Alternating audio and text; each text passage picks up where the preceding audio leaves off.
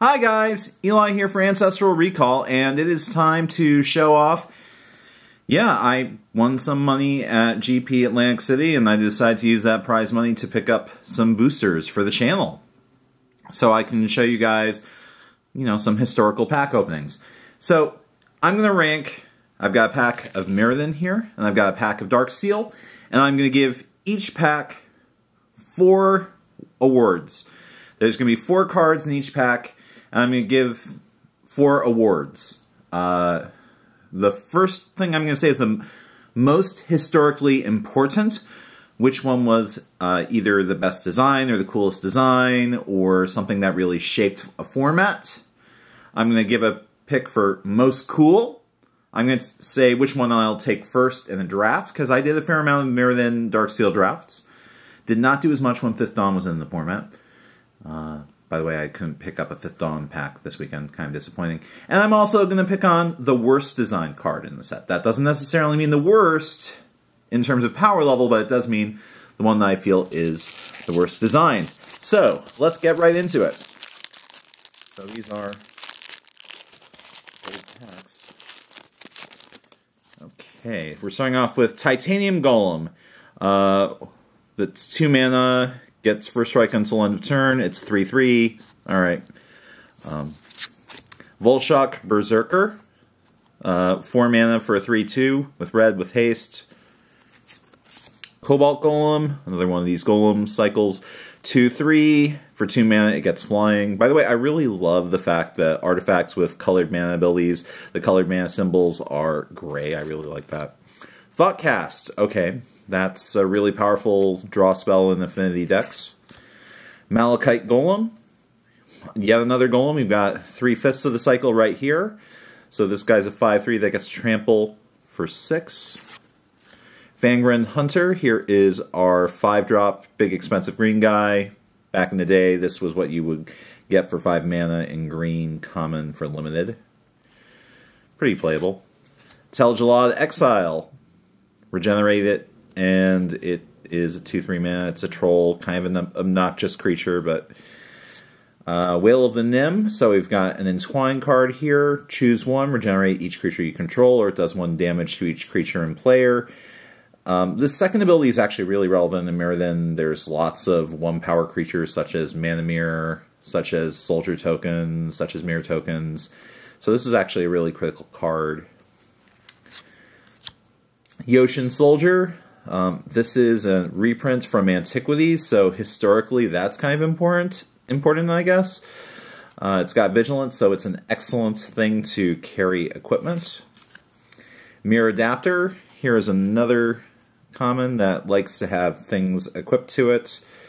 By the way, a noticeable lack of equipment in this pack, so I'm kind of disappointed about that. So yeah, the players say, oh really? So this new equipment thing is cool, and this thing loves equipment. Alright, cool design. Blinding Beam. This is something that would be printed in blue these days. For the most part, tapping 2 things down and they don't untap during next untap step. This is very much a standard blue effect these days, but I think this is the first white... this is the first instant spell that locks down 2 things for 2 turns. Although, keep in mind the Entwine here is creatures don't untap, so it's not just the 2 creatures that you targeted that don't untap, it's all of their creatures. So it's actually a bit better than the blue one. Skeleton Shard. Okay, so in this set, in this block, this is a very powerful card. Repeatable Raise Dead. I don't know if Wizards would reprint it these days, and of course if you're playing black it gets super cheap. Thirst for Knowledge, again, another very powerful card. Drawing 3 and then pitching 2 unless one of them is an artifact. This generally would be draw 3, discard 1 in this limited format. Okay, that's pretty cool, and that's quite powerful. Slith Firewalker. Okay, yeah, so I talked about this in my Mirrodin review. Firewalker is the best of the bunch because it's hasty, it's a very aggressive creature, very, very powerful on turn 2. Sometimes people will pay Chrome Mox and get it out there on turn 1 in a big red deck. And yeah, this was a major threat. These days, creatures tend to be a bit smaller, so this is not that big a deal, but back in the day, yeah, And our rare is Tower of Fortunes. 8 mana, tap, draw 4 cards. Quite simple, 4 to play, and this is part of the cycle. So, most historically important. I'm going to go... You could make the case that arguably Thirst for Knowledge could be considered one of the most powerful because it gets some play in Legacy. It got played for a while in Vintage, I guess. But this is not necessarily most historically important. We didn't get any artifact lands in this pack, and that's okay. I personally don't like... If they did, that'd be the worst designed. Most cool... I really love this old reprint. I really love this Ocean Soldier, so I feel like... but I don't know if that's important. I feel like Thirst for Knowledge or Thoughtcast, one of these two. I'm going to call it a tie there. Most cool card in the pack? Most cool card... Well, for Jam Day 2 mana and paying double Jam Day 2 activation costs, you get to draw 4. I suppose that's really cool, so I feel like the rare is the coolest pack in this set, Tower of Fortunes. First pick in draft? Now we're getting to a tough question. Now, I'm a big fan of recurring things, so I feel like Skeleton Shard arguably is the first pick. Blinding Beam occasionally got picked very early. The other cards in this pack that would tend to get picked early, Fangren Hunter occasionally... most of the artifact creature is not that exciting. Thoughtcast, if you want to draft Affinity, yes. Thoughtcast would probably be the first pick here. But I feel like the most likely thing to get first picked here is going to be Thirst for Knowledge. It is a very powerful draw spell. It's draw 3, discard 1 for the most part. So yeah, I think I'm going with that. And worst design card... Well, I really don't like Affinity for Artifacts. I think Affinity for Artifacts is one of the most degenerate mechanics in all of Magic, so this is very, very broken, so I feel like that's my worst designed card for the set. Okay, so there we have it. And let's move on to our Darksteel pack. Wrappers fold. Alright, there's a pretty sweet equipment right there. Alright, so let's check this out. We got Volshock Morningstar. So, 2 mana, equip 2. Equip creature gets +2/+2. This is a first pickable card. Very powerful, very cool equipment. Terran Ghost. You can regenerate artifacts with this ghost. It's a 1/1 flyer for 2 mana. That's pretty cool. It's a Spirit of the Metal, I suppose. Barbed Lightning, very nice common. This is definitely first pickable. It's a removal spell, and it can also go to the Dome for not much more mana. So I'm tempted to say that's my first pick so far. Ox of the Golem, Affinity for Mountains and Haste. This is the mono red decks card, because really it's not that hard to go mono colored in Mirrodin because you'll still be able to play over half the cards that you draft, presuming that half the cards you draft are artifacts. Tangle Spider, I used to snag people with this guy back in the day quite a bit, so it's got Flash, except Flash doesn't exist as a keyword yet, and it has Reach. I do like a Spider, but 6 mana. Chithering Rats, this is one of my favorite commons in the set.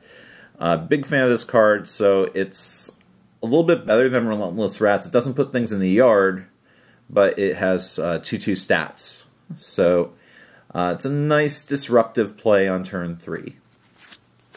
Drill Skimmer, 2/1 flyer for 4, and as long as you control another artifact creature, it has Shroud. So 4 power. I mean, it's a 2 power flyer for 4 mana. With a possibly relevant ability, so yeah, this is certainly draftable and playable. Echoing Calm, we have part of our Echoing cycle here. This one is the worst of the bunch. There's just not that many enchantments in this block that you care about. Here's Darksteel Citadel. Note that it's common in this block. Its numerous reprints in core sets have put it at uncommon. Crazed Goblin. Attacks each turn of Fable. It's worse than Raging Goblin. I never play that. Genesis Chamber. This is a pretty cool Johnny card, making lots of tokens. It's symmetrical, so if you're playing against a control deck, yeah, this is pretty cute.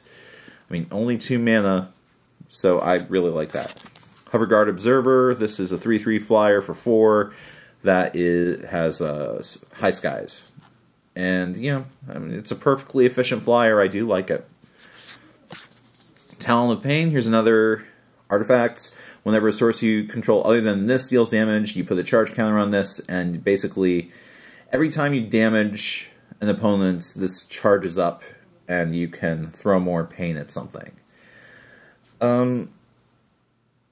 Cool concept. I like the art, but in terms of actual impact in a limited game, whatever. Oh!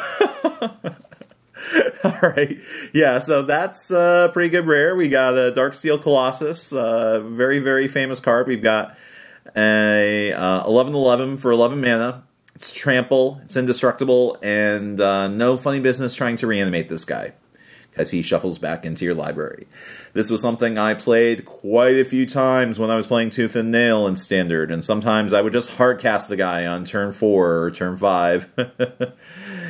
Yeah, so I'm pretty sure I know what the most cool card in this pack is. Oh, and we got a foil, and this is Machinate, and you get to impulse for the number of artifacts that you control. So it costs 3. A little overpriced, but I'll tell you, Mirrodin is a format with lots of combos, so yeah, you could theoretically play this and be very happy with it in Limited.